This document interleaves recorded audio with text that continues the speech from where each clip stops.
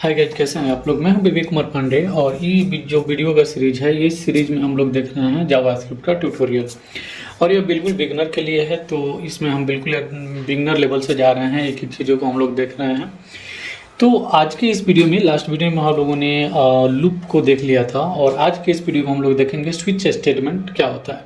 ठीक है, तो सबसे पहले हम लोग समझते हैं कि स्विच स्टेटमेंट है क्या। ठीक है, तो मैं एक एग्जांपल के साथ आपको बता रहा हूँ। ठीक है, कंडीशन ये है कि सपोज आपके पास आप इफ एल्स कंडीशन आपने देखा है। ठीक है, अगर आपने नहीं देखा है तो पहले की वीडियो जाके आप जरूर देखिएगा। अगर आप देख पाएंगे, आपको पूरा समझ में आ रहा है, तब स्विच स्टेटमेंट समझना बहुत ही आसान है। तो समझते हैं कि स्विच स्टेटमेंट क्या है। देखिए, अगर इसको बोला जाए ना, ठीक है, जो इसका थ्योरी है वो इस तरह से, switch statement can replace multiple of if checks. ठीक है, इफ चेक कब हम लोग यूज करते हैं, इफ कंडीशन कब यूज करते हैं, जब हम लोग के पास मल्टीपल कंडीशन होते हैं। ठीक है, कि पहले ये चेक करो, फिर ये चेक करो, फिर ये चेक करो। ऐसे सपोज मान लीजिए कि आपके पास 10 या 10 से ज़्यादा इफ कंडीशन आपको चेक करने हैं। ठीक है, अभी जैसे एक एग्जांपल के साथ समझते हैं। जैसे सपोज आपने एक लूप चलाया और ये जो लूप है वो 100 तक चलना है। ठीक है, लेकिन इसमें मुझे 2, 5, 7, 11, 50, 60 ये सारे जो वैल्यू हैं, ठीक है, इसको मुझे प्रिंट नहीं करना है लूप में, बाकी सबको हमको प्रिंट करना है। ठीक है, तो इसके लिए क्या करना होगा, आपको बार बार कंडीशन चेक करना होगा। ठीक है, कंडीशन क्या होगा, if I not equal to 2, if I not equal to 3, इस तरह से आपको कंडीशन चेक करना होगा। बेसिकली मतलब कि बहुत सारे अगर आपको इफ कंडीशन लगाने होंगे ना, तो उस केस में उस चीज़ को ईजी करने के लिए हम लोग क्या कर सकते हैं, स्विच स्टेटमेंट का यूज कर सकते हैं।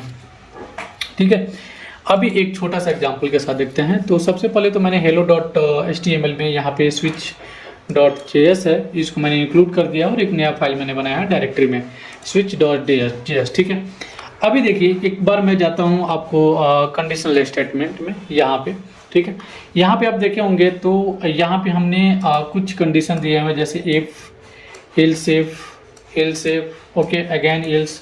तो यहाँ पे इतने सारे कंडीशन लिखने के लिए, अगर सपोज मान लीजिए कि और भी यहाँ पे कोई कंडीशन होता है, ठीक है, यहाँ पे और भी कंडीशंस होते हैं, तो मेरे को यहाँ पे इफ एल्स लगाते जाना होगा। ठीक है, तो ये ना बहुत ज़्यादा हैप्टिक हो जाएगा आपको यूज करने के लिए। ठीक है, ये अगर छोटा सा कंडीशन है, 1-2 कंडीशन है, तो उसके लिए बेटर है। लेकिन लॉन्ग कंडीशन के लिए, जहाँ पे मल्टीपल वैल्यू आपको चेक करने हैं, मल्टीपल इफ एल्स लगाने हैं, तो वहाँ पे ये प्रॉब्लमेटिक हो जाएगा, थोड़ा सा हैप्टिक हो जाएगा इसको यूज करना।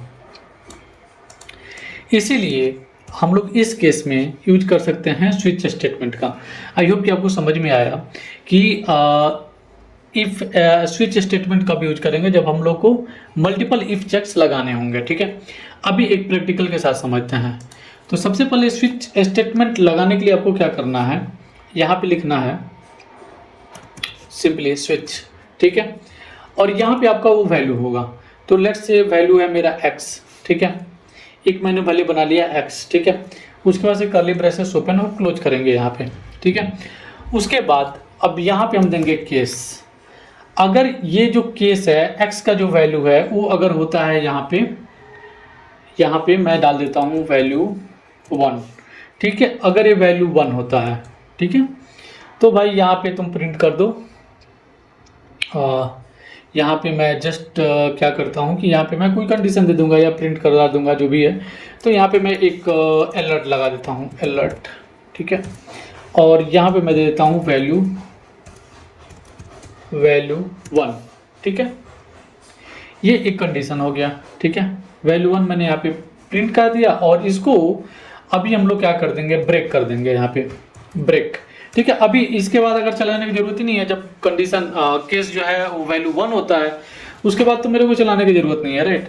तो उसके बाद मैं यहाँ पे ब्रेक कर दूंगा। ठीक है, अगेन सेम चीज़ को मैं कॉपी करूंगा और दूसरे केस के लिए मैं अप्लाई कर दूंगा। ठीक है, आपको समझ में आ रहा है ना क्या यहाँ पे मैं कर रहा हूँ। यहाँ पे एक्स, ये जो स्विच स्टेटमेंट है, एक्स में वैल्यू रहेगा। ठीक है, और ये चेक करेगा अगर वैल्यू 1 है या फिर वैल्यू 2 है, तो यहाँ पे तुम 2 कर दो, 2 को प्रिंट कर दो। ये प्रॉम्प्ट आपको पता है कि ये प्रॉम्प्ट क्या होता है। ठीक है, इसी तरह से मैं कुछ केसेस यहाँ पे लिख देता हूँ।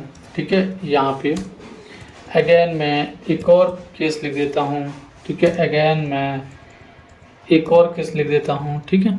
तो टोटल यहाँ पे हम लोग लिख चुके हैं 5 केसेस, ठीक है।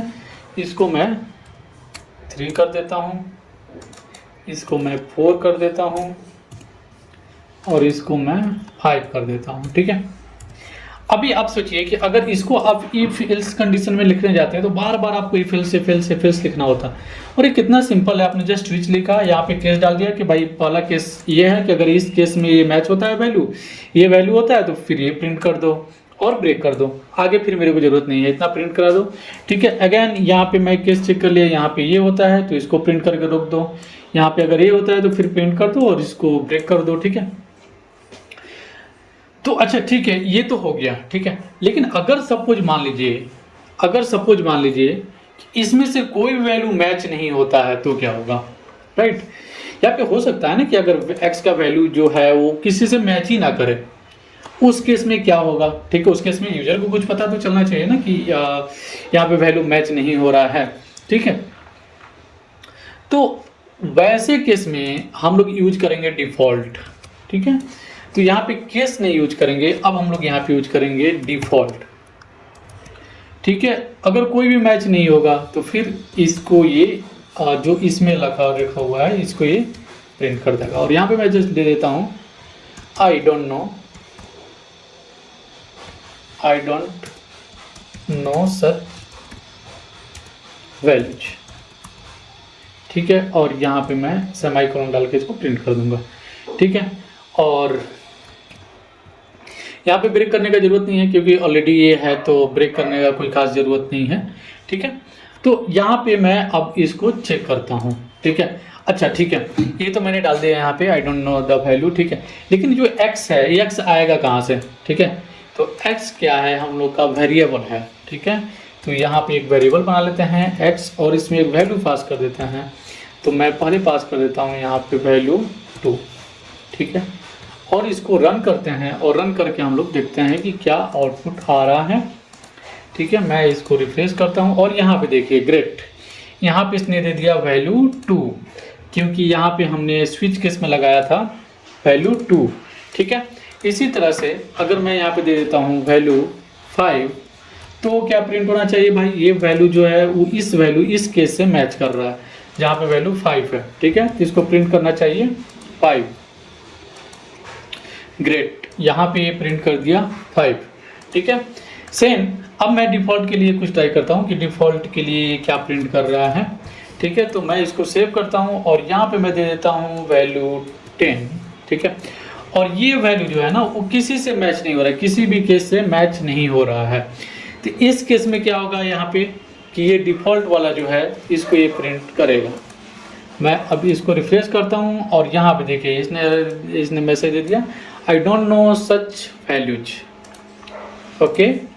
तो इसने यहाँ पे ये मैसेज दे दिया I don't know such values, ठीक है। तो इसने ये चीज यहाँ पे दे दिया है। अच्छा ठीक है, अभी मैं क्या करता हूँ, अभी मैं यहाँ पे क्या करता हूँ, ठीक है, कि यहाँ पे मैं इसको हटा देता हूँ, ठीक है। ब्रेक तो हमने लगा दिया है यहाँ पे कि सबके लिए यहाँ पे ब्रेक होगा, ठीक है। तो ब्रेक हमने यहाँ पे हटा दिया है,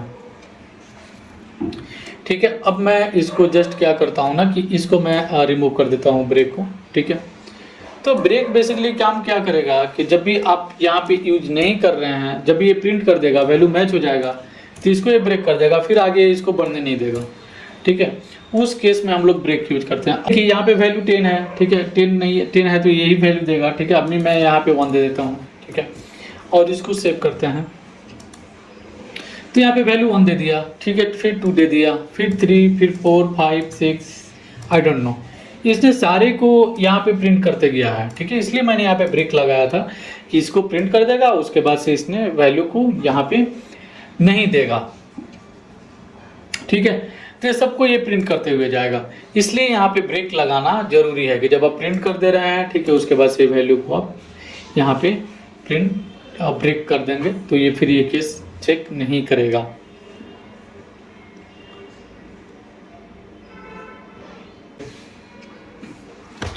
और एक चीज़ समझते हैं, यहाँ पे किसी लिखी, ठीक है, यहाँ पे हमने एक वैल्यू दे दिया है, ठीक है। अभी मेरे को ना यहाँ पे क्या करना है कि अब मुझे कुछ नंबर्स वैल्यू चेक करने हैं, ठीक है।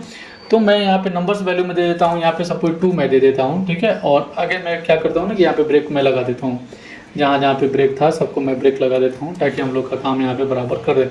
तो x का वैल्यू मैं यहाँ पे दे देता हूँ 2, ठीक है। यहाँ पे वैल्यू मैं मैच कर देता हूँ 2, ठीक है। यहाँ पे मैं कर देता हूँ 3, यहाँ पे मैं कर देता हूँ 4, 5। देखिए यहाँ पे इन्वर्टेड कॉमा में आप स्ट्रिंग केवल देंगे, ये आपको पता है, ठीक है। तो 2, 3, 4, 5 एंड 6 मैं इसको दे देता हूँ, ठीक है। 6 ये हो जाएगा आपका 6, ये हो जाएगा 5, ये हो जाएगा 4, ये हो जाएगा 3 और ये हो जाएगा 2, ठीक है। तो अगर आप जस्ट वैल्यू दे रहे हैं, ठीक है, यहाँ पे जिस टाइप का वेरिएबल यहाँ पे पास करें उसी टाइप का यहाँ पे वैल्यू आपको देना होगा, तभी ये चेक करेगा, ठीक है।